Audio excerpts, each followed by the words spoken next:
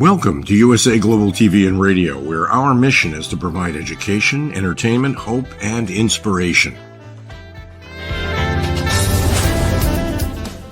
USA Global TV and Radio connects you with experts and audiences all around the world every single day to help you succeed in business and to live a richer life.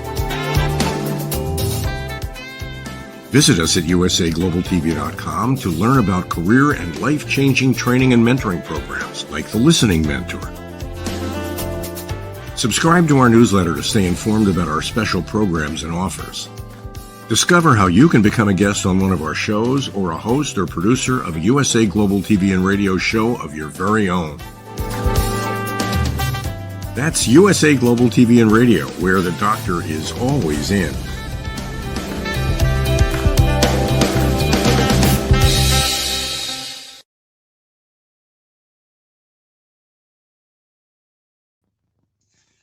Hello, Red O'Loughlin here.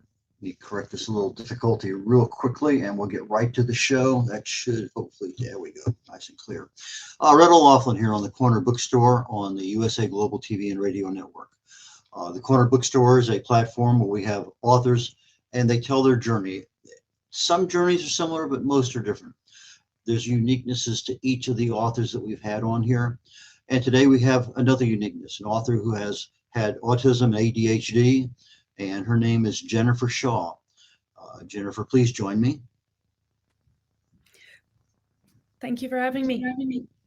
Autism and ADHD are, I'm going to say, not common, but they certainly are far more common today than they were 20 years ago or even 40 years ago. Mm-hmm. A lot of reasons for that. We're not going to go into the health aspects of it. And I know you have a health background too, and maybe you might want to share some information on that. But when did you discover that you were autistic and had ADHD?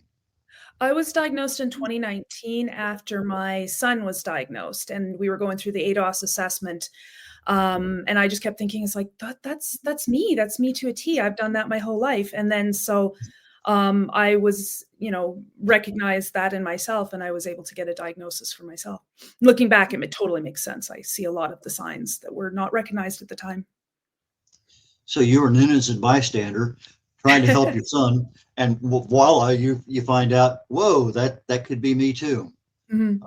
And so when you talked to the doctor about it and explained everything, then the skies cleared and everything was not bright and sunny, but at least clarity-wise, you knew what was going on. Yeah, it was a real eye-opener. Not to say that it wasn't a shock, but it was still still a shock, but it was an eye-opener once I got over the initial, oh my goodness, what does this mean? And it's been a few years of trying to figure out what it does mean for our family. And how were you tackling that those problems 20 years ago? I came up with some interesting strategies. I didn't know how to talk to people. I remember that was a big thing. I didn't know how to start conversations. So I had notebooks and I write out, okay, so-and-so said this, and then this was the answer. Oh, there was a smile. That must be what I say when I hear somebody say that to me. And so I had notebooks of conversations, and that's how I learned how to talk to people. But I remember there was a lot of things that I had to come up with strategies just on my own. Did that help you in your authoring a book? I think it did. I spent a lot of time just watching the world and trying to figure things out and see things from other people's perspectives. And I do think that helped me for writing as well. Had you been writing for a while before you decided you want to become an author? Oh, yes. I've been writing for 30 plus years. I started out writing on a typewriter. My mom bought me a typewriter. Yeah, I'm that old. And I turned into a hobby, and then it became a passion. And now it's just cheaper than therapy. And I can't imagine not writing, but the day I first put, an image in words, it was magical for me. Oh, wow. An image in words. We don't think about that, but that's actually what happens. Yeah. We try to convey not only the image, but the emotion, the location, mm-hmm. all those things that go into developing the character plot and everything else. So, yes. Yeah. So you were kind of forced into it, found out that it helped, and then took advantage of it. Yeah, exactly. Like following my diagnosis, I'd written hundreds and hundreds of stories, but I'd never shared anything. And then once I was diagnosed with autism and ADHD, I thought, well, maybe this is my special interest because I've been doing it for so long. And I got brave and I sent my first manuscript off to an editor thinking the worst they can say is it sucks. And they came back and they said, this doesn't suck. You should publish. So 2 years later, I did. Okay, so when did you start the writing of the Callum? The first book in my Callum Walker series. Yes. Yes, I started that one. I finished that one in 2019, and the first book of my series, The Ascension, was the one that I sent off to an editor, and then so that one took me. The rough draft for that one took me about 2.5 months to write, but editing took me 2 years. Okay, so the editor was more than, I guess, when you're developing a novel, a story about people and things, it's different. I write nonfiction. So I have a lot of appreciation for you trying to get a certain point in time, a certain location. Here's the basic plot. Here are the characters. Here's the action. That I'm in awe about, because that's not what I do. I started writing one novel once back 10 years ago, and my wife had chemo treatments for breast cancer, and I got everything written except for the dialogue. And I'm going to go back and fill it in, but I have the bare bones of everything because it's one of the last flights I ever took on top of a Russian submarine out in the middle of the Atlantic.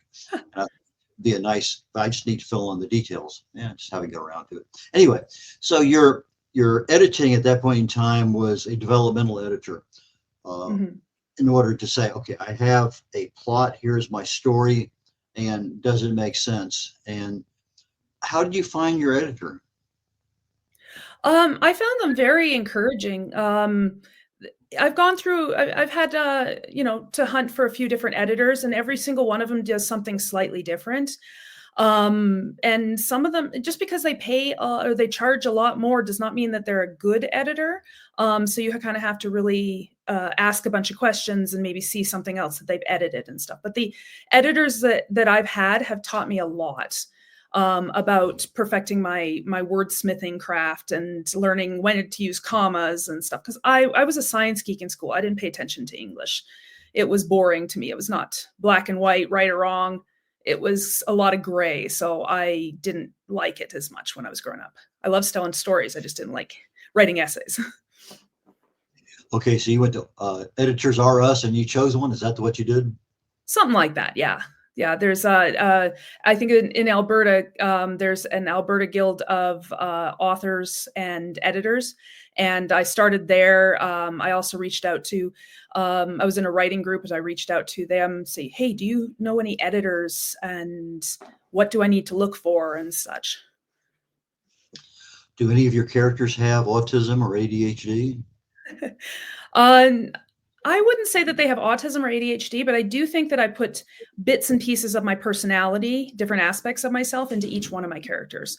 If there was there's one person that I kind of think that may have a little bit of ADHD, or not ADHD, but autism. They don't get sarcasm like me. They don't understand jokes. They're very serious, very conservative. And if I had to say anybody is, then that person probably is at least that side of the autism spectrum. Okay. What are typically some of the symptoms of autism that, if somebody has, more than likely, as you said, understanding sarcasm? What other things are there that I don't know about, because it's not a topic that I really researched? Well, it's kind of hard to say. I know there's some things that they look for specifically. Inability to understand social communication or unspoken cues, navigating, conversations and stuff.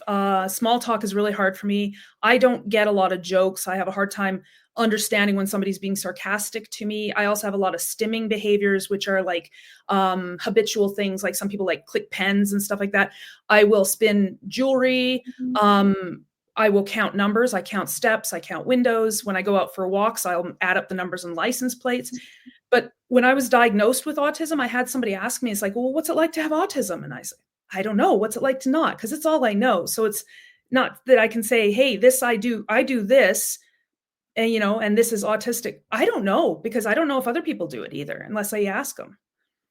The reason I asked was if a character displayed that in a book I was reading, that would be kind of a clue to his emotional makeup and everything else. Yes. But not knowing that ahead of time, I wouldn't be able to deduce that. So that's why I asked the question earlier about, do any of your characters have that?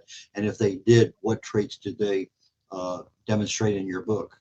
Yeah. So like I was saying, with that one character, his inability to tell jokes or to understand jokes, or sarcasm, takes things to the letter literal. That's very much autistic traits. I've had, I'll use the example of somebody, if they hand me a mug, it's empty, but it's got garbage stuffed inside of it, and they hand this to me, here, throw it in the garbage. I'll literally throw the whole thing away, mug and all, because that's what that says to me. So, but then I have to stop and think, wait, they mean the mug too? And, questioning things like that, the things that would come naturally to other people that don't necessarily come back naturally to me. Okay. So you have some innate issues that you're dealing with, but when you're writing about a character who's normal, do you have difficulties developing that character? I don't think so, because I've watched so many people trying to figure out what is normal. So if anything, I know more about those perspectives. And it's not like people on the spectrum are not normal. It's just that there's some things that don't come naturally, that in conversations and stuff, we still have the, very much similar thoughts and processes and stuff. And so, but as far as that, I do a lot of people watching. So I think I've kind of figured out how people act that way as far as that goes. Okay. In your Jacalyn book series, Mm-hmm. where is it? What time frame? Give us a little bit about background of the first book and how the other two books evolved into becoming now a series. Okay. So my series is, there's Our World, Our Time, and a coexisting magical realm. Our time is the modern time. It's today's time. Magical realm, because they don't need technology. They have magic. It's very medieval, Celtic, Norse, that kind of stuff, taking a lot of inspiration from that. So us as people, we cannot see or cross this veil that separates these two worlds, because we don't have magic. But these creatures from this realm that do can and have, and they've been the source of inspiration for our mythologies. And then my character, Callum Walker, is a young man born with the ability to use magic. He doesn't know why. He's trying to make the most of it. And he can cross that veil because he has magic. And he gets embroiled in what's going on in the magical realm. And then through the series, we see him trying to figure out who he is, where he fits in, because he's too magic for our world and too human for there, and then master these abilities. And we just follow him through the series doing that. Okay. So your first book you wrote, you say in about a year or so, and 2 years to edit. Is that right? Yes. Okay. So the editing for you is longer than the writing. Oh, absolutely. It's like my second book, I wrote that one in about 2.5 weeks, and the editing took just as long. It's getting a little easier now because I'm understanding the process a bit more. Okay. So when are the 4, 5, 6, and 7 books coming out in this series? So my fourth book is due to come out early next year, aiming around April, but I haven't set a date yet. And then I'm starting on my fifth, and I'm hoping that'll be out the following year. I don't know how many books there will be in the series. I know where the series will end. I just don't know how many books it's going to take to get there. Okay. Anybody get killed in the book who's a main character? Not yet. Not yet? Okay. The reason I ask is I've had a couple, 3 books that I'm reading, and literally in 2 sentences, the main character dies. Of what, it doesn't matter what the reason is, they're gone. And I'm sitting there and I reread it, and it hit me so quickly that I could not believe that that person is no longer part of the story. Mm-hmm. And I'm sure in your Callum Walker series that there's probably some there that may not necessarily be in book number 5 or 6. But when do you get rid of them, and how do you get rid of them is not a question we're going to answer today, but it's always in the background of somebody's mind as they're developing that thing down the road. So they're going to Mhm. be here for Christmas, but they may not be here for New Year's. Yeah. Uh, Well, I mean, that's life, right? Things can happen. And in my books, my characters, all of my characters are in very dangerous situations. So it's more likely to happen that they'll get injured or killed, you know? I'm not the kind of author, I'm not going to just kill off, characters left, right, and center. I can tell you that's very traumatic because you become very attached to these characters. But I know that as I'm writing, into my fifth book, there is a character that I know, and the plots are leading to that, and it's heart wrenching because I'm attached to these characters. I noticed tell me about the development of the cover for the first book. I am not a graphic artist. I wanted my books to have that mystery element, and I found somebody on Fiverr. She was recommended to me, and she's done an amazing job. Um, they all kind of have a theme so that they fit together, and they all have a different color scheme as well. My fourth book that's coming out is going to be a more of a purpley, plum, darker purple kind of violet-ish color, but it's going to have a similar theme. Okay, so you're going to have the same dark character in the middle, Yes. light around them, and a different color theme. Yeah, and it's related to what's going on in the story. Like my third book is a greenish color, or sorry, my second book is a greenish color because there was a lot of them walking through the woods. My first book, he starts out in the city in his time, and so there was that unknown. And then in the third book, there's a lot of darkness that's going on in there. I wasn't sure about the color, but somebody recommended me sort of a burnt orangey red type thing, and I thought, oh, I think that's good. It goes with it. Yeah, I think they're very attention grabbing. I was looking at them Mhm. earlier before the show, and Yeah. it's something that as you walk through a store, you see that your eyes focus on that black character in the center of the shadow, Yes. and then all of a sudden you look at the rest of everything because you've captured the attention, which is really a big deal. So whoever your designer was, they were very good in taking Mhm. your guidance as to what you wanted, and then I'm assuming the same designer did the next couple books. Yep. And she's going to be, I mean, unless she decides or, doesn't want to work with me anymore, she's going to design my next book and the next book after that. But I like that idea. Like this person in my book is literally going on a journey.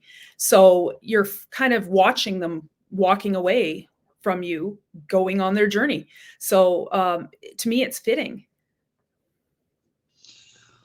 When you wrote the first book and had it edited and you're getting ready to publish, when did you start your marketing campaign? Not until the following year. I didn't know what I was doing. I didn't know what marketing is. I'm a stay-at-home mom now, so marketing is a very scary word. So I started to think, instead of using the word marketing, how about we use let's show the world that I exist, and then it sounds a little less scary. So I didn't start until the following year.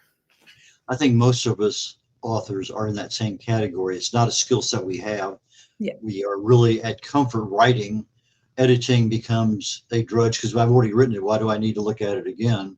Yes. And then why do I need to, well, I need to tell people because I want to get some money out of this thing. I don't want to just sell 3 books and be happy. So that marketing thing, when I work with new authors, I'll take them through and show them the best-selling covers, the best-selling this and that. I go through a whole bunch of things. But one of the things I tell them is you really need to have 2 parallel tracks. You start writing, you start marketing. Yes. Because the sooner people know you have something coming out, now you're accountable. That puts extra pressure on you to get the job done. But it also makes the ability for people to buy immediately once you say, it's done, world, here it is, and I'm having a book launch or whatever you're doing to do that. But if you all of a sudden you start, oh, by the way, I've been working on this for 2 years. But there's a lot of things that can be done with social media and other aspects of marketing. Yeah, and I'm learning so much. It's a huge learning curve. I knew nothing going into it. I knew nothing about publishing or marketing or social media. And I think, I've come a long way since then. But there's still so many things to learn. And I do a lot of book signings and like events where I'm getting out there in the community and telling people about my books. And I'm finding that there's a lot of readers, or there's people that come to talk to me every single time I go out, and there's something new that I learn about. Oh, hey, you should check out this expo, or have you heard of this library, or different things, or literary contests and stuff that I had no idea about. Is there any author that you read that you get inspiration from, either in the style of writing or character plot development? There's different authors here and there that I've read. I actually didn't read a lot because I couldn't find things that I really, interested in me. So I started the writing. But as I'm writing more, I want to learn more about what other authors do. So I've read a few series. I've read the Scythe arc by, I can't say his last name, Neil. I can't say his last name, but I also read the Gentleman Bastard series that start. The first book is The Lies of Loch Lamora. And I've read a lot of Margaret Atwood. I've read Stephen King, a lot of his books. I grew up, actually, my mom was doing her English major, and I would read as we drive to our grandparents' house every weekend. And I get to sit in the front. I was the oldest, but only if I read her books. So when I started writing, I was reading a lot of like Thomas Hardy, Joseph Conrad, the Brontes, Shakespeare, Gatsby, those kind of things, right? So that's where my growth in writing started. And how did you figure that your story really needed to have the netherworld, that magical kingdom that crosses that divide that you're talking about? I'm a very what if person. So when I started this series, I thought, what if fairy tales were more than stories and the monsters were real? We just didn't know it. And then just kind of ran with it. And the ideas just kind of poured out of me. When I'm writing, I see it as a video in my head. And there's a lot of times that I don't know what's going to happen. I'm writing it and I'm like, okay, they're here. I don't know what's going to happen. Oh, I didn't know that was going to happen. I want to see where it goes.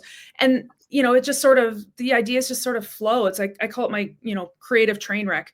Sometimes I come up with really good ideas. I was like, wow, how'd that happen? And other times I have to stop and say, what is wrong with me? And then backtrack a little bit because. Okay, as part of your marketing campaign, did you hire a publicist? I did, yes. It took me a while to find a good one, but I did. Okay, so there's a journey for marketing, but most of us don't even think about having a publicist. So what kind of occurred in your thought process is that, maybe I ought to hire somebody who does this for a living? Well, as a self-published author, there's only so far that I can go on the knowledge, and I didn't have anybody else I could talk to and like bounce ideas and figure out where to go from there. And I went to, in Alberta, we have the Alexander Writing Society. They do an annual conference, and I met another author there, and she recommended my current publicist to me. And I'm so glad she did because, it just, nobody else would know that I exist otherwise if I can't get out there, and there's only so far I can go on my own with no help and no contacts and no knowledge of where I'm going. So it helps me, I think, in a way too, because then I can just focus on being creative. I notice a lot of our Canadian authors use Mickey. Is that your publicist? Yes. Yeah, I don't know a whole lot of other Canadian authors, but yes, Mickey Mickelson is my publicist. Yeah. Yeah, Creative Edge is a good good company to consider, and I've had a lot of dealings. I think he's been on our shows a couple times too. So I think so. I think I've seen him in some of your other broadcasts. So when you're taking a novel, a story, there's things that now are very easy to do that when you first started writing that the first book, The Ascension. What do you consider a lesson learned that you can say, hey, new authors, you really need to do this because it's going to help you later on? Publishing that first book was a bit of it was a bit of a mountain to climb because everything was new to me. I had to figure out about how to get an ISBN number. I had to figure out how to actually print books. Where do I get a cover design, website, Instagram? How do I get my books into stores? That was what I was doing with my first book, and it was overwhelming. But I persisted, and persistence is key because it's a marathon. It's not a race. And I set up these steps so I can just, for my next book, I can just check. And then my third book, I was already on the ball, getting things ready. With my fourth book, it's all set up. As soon as the editing is done, I can do it. So it's just that first book is the hardest to get out there, I think. Okay, so keeping track of what you had to do makes it easier the next time, as opposed to starting all over again from scratch. Yes, I'm a very linear thinking. So I'm like, okay, first this, then this, then this. So it was helpful for me. Okay, you choose Instagram and Facebook, I believe, as your two primary social medias. Is there a reason why those two, do they appeal to your audience? I think they were just the easiest ones to navigate at the time. I'm not opposed to other social media platforms like LinkedIn or X. I just don't know how to use them. So, there's just a lot of things I'm trying to figure out. So, yeah, part of the learning process of, one thing at a time. Let me learn what this is, kind of be semi-professional as best I can, understand it so I can tell other people, and then, okay, what's next? Yeah, exactly. And I mean, like at the end of the day, I'm a mom first, a wife and a mother first, and an author second. What kind of software do you do for your writing? Is it Microsoft Word? Yeah, Microsoft Word. Long time ago, I was using Word Perfect, and I remember we had a very clicky, like the old style keyboards, and they're very clicky. And I remember I was writing something, click, click, click, click, click. My aunt came around the corner because she thought I was faking. She thought I was just like randomly typing keys like nobody's business. And she actually said, "Wow, you're actually type that fast?" I was like, "Yeah." But then, I've had to update my programs because I was typing faster. I'd finished typing a line and I'd look, it's still printing across the screen. So now I'm on Microsoft Word. But then I have other programs I have to format my books into for uploading to printers and such. Yeah, very well aware that I do publishing myself, but I know when I started out, it was Word. I think Word Perfect was the standard, and I think Bookswriter and some other ones were there at the time. And then all of a sudden, just like Excel replaced, what was the other one? There was one there that just seemed to be a standard. Yeah, I can't remember the name of it, but I know what you're talking about. Lotus 1, 2, 3. And then all of a sudden it kind of disappeared, and now we have Microsoft Word, and that's kind of the standard. Although for writers, I think last week, one of the gals was talking about using Scrivener, and I used that for a short while because I thought it was really what I needed. But for my nonfiction stuff, it was more powerful than what I really had to have. So I went back to Microsoft Word. But sometimes those new software packages are a little difficult to learn. They're not as easily masterable as something else. Yeah. And it took me a while to go from Word Perfect to Microsoft Word. But once I did, then I don't really want to switch to something else and have to learn a new system all over again. How do you get the names for your characters? Well, some of them just come to me. Like Callum, the name Callum was actually a list on my baby, a name on my baby list. But my husband didn't want to go with that. So we went 2 different names. But then I'm like, I really like that name. And so I use that for my main character. And but some of my magical creatures, their names that come up, I actually go to a website that helps me to randomly generate magical names for like elves, dwarves, fairies, whatever have you. You can click them in and such. Okay, so you've published the book in English and in Canadian, right? Yeah. Is there any future thoughts about having the book published in a different language? Not so much different language, but I have had a lot of people ask me about audiobooks.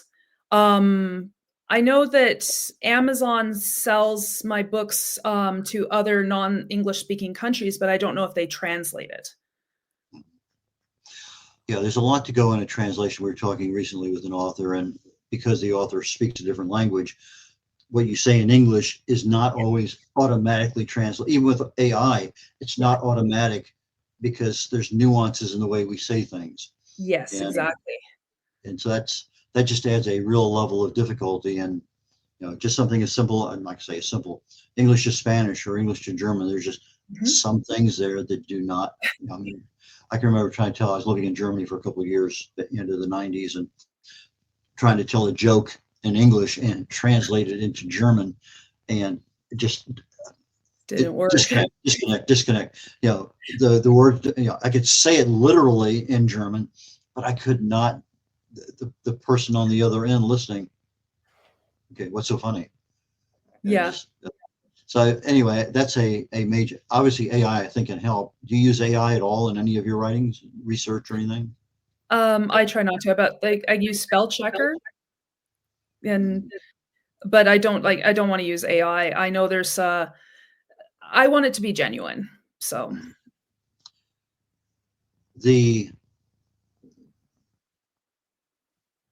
I guess audiobook aspect of it. I know Dr. Jacalyn was selected with some of her books to do almost literally a push button invite only by KDP Amazon to convert your book from a physical book into an audio book. Now, yes.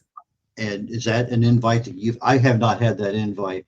I guess it's still in their beta testing and they're trying to find out, you know, what bells and whistles are not needed and other things in order to make it more successful. So is that something that you are seriously considering hiring somebody to do that, or using an AI platform that KDP Amazon right now uses with like 6 different voices or something? I was looking at hiring somebody because you can do a lot more on the spot intonations and inflections in your voice if you're a real person. Plus, you know, I think that I'd like to give somebody a job instead of a computer. What's been the most difficult thing that's still current in book number 4, and you may not have it mastered by book number 5, that you got to do it, but it's a bit onerous, but it has to be done? Editing. I like to use adjectives very frugally. And if I don't weed those back, it just becomes overwhelming. But I also know that trying to find new ways of describing a smile or sitting up or walking is without just saying walking or repeating yourself. It's, you know, trying to find different ways of saying the same thing. And Yeah, I have a tendency to use if a lot. You know, if this happens, and I had a session in my home where I had invited people over to read chapters of my book before it was published. And one of the guys, he's actually been on the show here a few times, suggested this when rather than if. And so when I went in there and did a search, I had like 84 ifs, and I think 81 of them should have been when. And so I go through it. Okay, yeah, that's really what I meant to say. If this, you when don't want this to happens, when either, right? but in the context of, I write about health and wellness, and so it's when a symptom appears, not if a symptom appears, and so that becomes more of a context of it means something in the brain when it's when than if. And the same thing, I confuse you and your a lot. So I know I have frailties, even if I start writing another book tomorrow. It's one of those things I just have to be aware of. I also like to use adverbs a lot. And, and it's just one of those things. Okay, fine. I can always go back later and clean them up. Yeah. So I do it and then let me clean up later. Yep. Yeah. So, the first draft is just for yourself. So what do you find that you're cleaning up the most? Oh, body beats and dialogue tags is a huge thing right now. I tend to overuse a lot of them. So when I'm going through my editing, I weed out so many of those. I do focus a lot on facial expressions because for me, that's what I watched a lot of. So I'm trying to vary it up a bit and maybe focus on movements and actual physical behavior, like physical behaviors, and how else can we show expressions and emotions. Yeah, those kind of things. Okay, so when you're talking about walking, you're talking about body language, you're talking about facial expressions. So like instead of just saying they walk, I can, can say they stride, or The trees are moving by in a blur, without saying that they're actually walking. And then maybe different things that they're doing while they're traveling and stuff like that. I finding it really important not to repeat myself again and again. It's interesting you bring up the facial expressions. As a speaker, and I evaluate other speakers, the body language is there, the inflections are there, but the face doesn't have the emotion that they're trying to convey. It's just, It's a memory. They're doing everything that needs to be done, but their face is not deadpan, but it doesn't have the smile or the thing that really conveys that particular word at that time. Yes. And I pause, and even then, their face doesn't change. So that's a big deal in speaking, being able to convey not just the hands and the arms and stuff, but your face. Who was it? McQueen, the actor. He played in Steve McQueen. I remember reading his autobiography way back when, a long time ago. And when he was working with producers and stuff, there would be almost a whole page of dialogue, and he would scratch through it and says, let's just do this with facial expressions, body language. That conveys the same answer as if you're telling somebody 15 sentences what you wanted to tell them. And I thought he was very good at being able to give you that look, the mother's look to the son or whatever it may happen to be. There are certain looks that convey a message.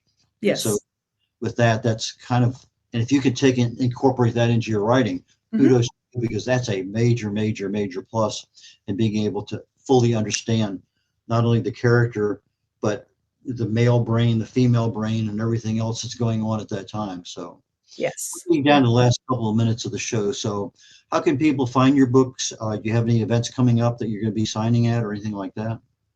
After the new year, I'll be calling around to book more. Next year, I'll be booking expos and book signing events.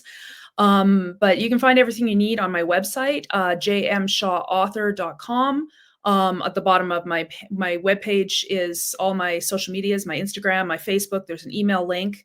I have my books on there with their links to find them online. They're available on Amazon. They're available on Kobo, and if you're in the US, they're also available as an ebook on Barnes & Noble and lulu.com, as well as the events page on my website will tell you where I'm going to be in the future. Okay, for our audio audience, JM Shaw, SHAW, author.com. No dots or anything, just jmshawauthor.com. Correct. Well, Jennifer, thank you so very much for your time today. I really and truly enjoyed it. I'm sure we're going to bump into each other again down in the future. So have a wonderful time. Enjoy the winter in Canada as best you can. And give your kids a hug and have just a wonderful Christmas time. You too as well. Happy holidays. Happy New Year when it comes to. Okay, take care. Red O'Loughlin here. Let me see if I can clean this up just a very brief moment while I continue to talk. Should come back into focus. Come on. I'm almost there. Anyway, let me just go ahead and say our next show on the USA Global TV and Radio Network is The Wise Ones. Another author, James Bowe, is going to be on there with me. And immediately following that, Talking Heads is the next show that's coming up. I'll be talking about what would I do if I wanted to use sunlight to improve my health. Sunlight is such an amazing health. It's free. It does all sorts of things, but most people have no idea whatsoever about how it really works in the body. And so I'll be talking a little bit about that. So given everything else being equal, join us next week on the Corner Bookstore, followed by The Wise Ones, followed by Talking Heads, all on the USA Global TV and Radio Network. Take care, y'all. Catch you next week. Bye now.